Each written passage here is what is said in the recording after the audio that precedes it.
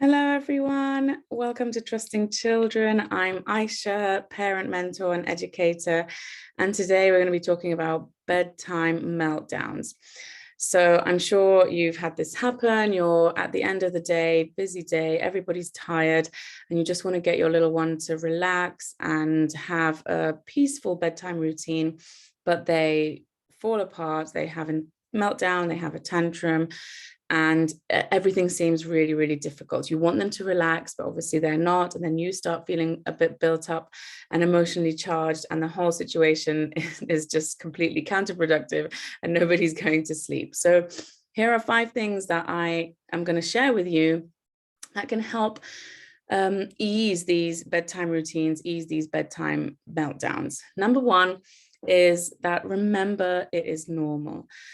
When our children feel safe, feel comfortable with us at the end of the day, in their bedroom, in our arms, that is when they can really let everything out. Things that have been building up throughout the day, throughout the week, emotions, thoughts, just anything that has been going on, overwhelming. This is how they process. And sometimes their bodies, their nervous systems just need to release all that built up stress, all that built up cortisol. Do you ever have a little cry at the end of the day or at the end of a really hectic week? Just imagine that this is what your child needs. Did you know that actually tears contain cortisol, which is the body's stress hormone? So allowing them to actually release all those tears, cry all the tears out that they need to cry, is our bodies or their body's way of releasing a built up cortisol, built up stress hormones. So they are the same. They need it more often than we do as adults, because their bodies, their little bodies are going through so much growth, so much development. And often things are quite overstimulating and overwhelming for them. So that kind of release, if you view it as an emotional release, you're more likely to progress and accept and help them through it, rather than trying to stop it and stop them from crying so that they can go to sleep, because to be honest, that's probably not going to help.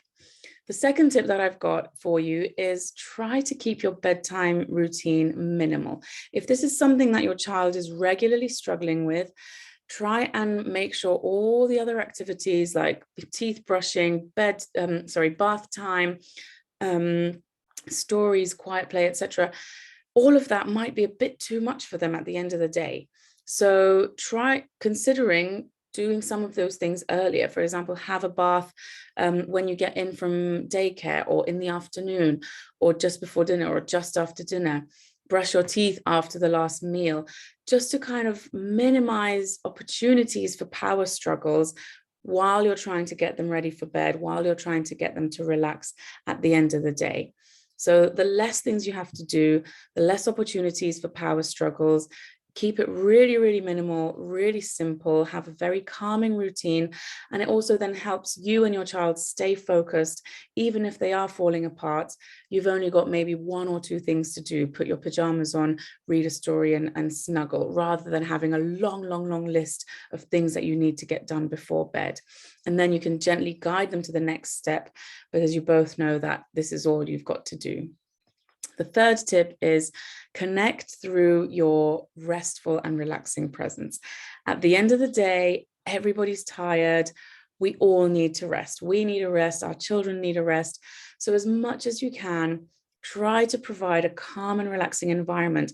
And I mean both physical and emotional. So for physical, you can have a night light, maybe some colored fairy lights, some cuddly toys, some blankets, stories that you read, but also a calm emotional environment, meaning your relaxing presence, or our relaxing presence as the adults.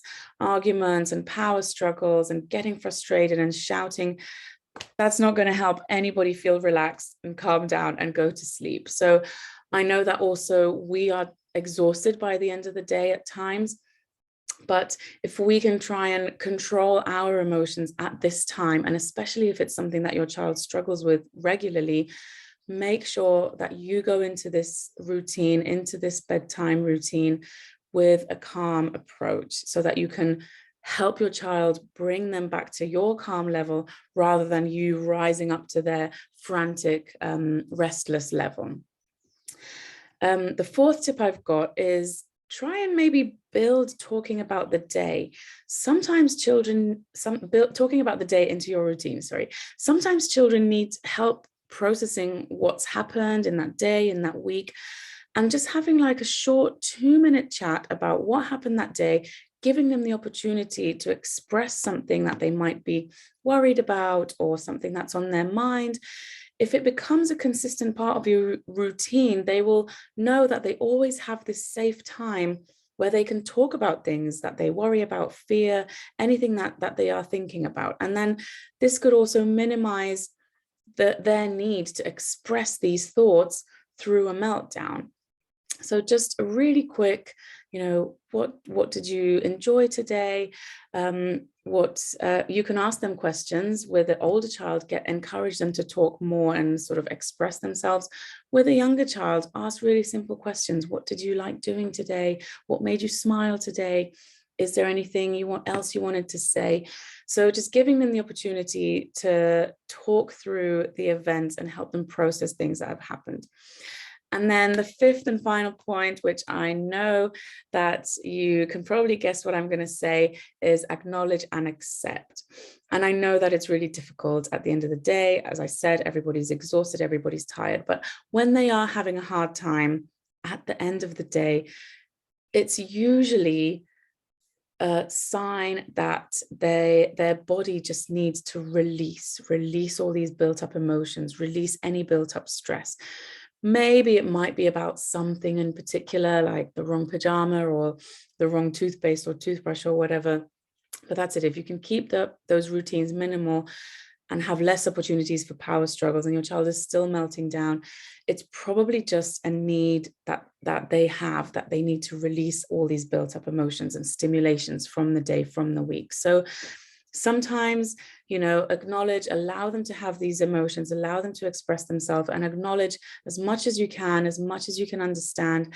And sometimes we might not know what they are upset about. So if I don't know what to say, I might say something like, I know we've had such a busy day or such a busy and tiring week. You're feeling so upset right now. Would you like a cuddle? I'm here for you. I'm here to help you rest. And just really lean into that cuddle, snuggle, supportive, comforting role that you are. So I hope that you can try one of these 5 things or a few of them, and that will help ease those bedtime struggles, bedtime meltdowns. Follow Trusting Children for more respectful parenting tips.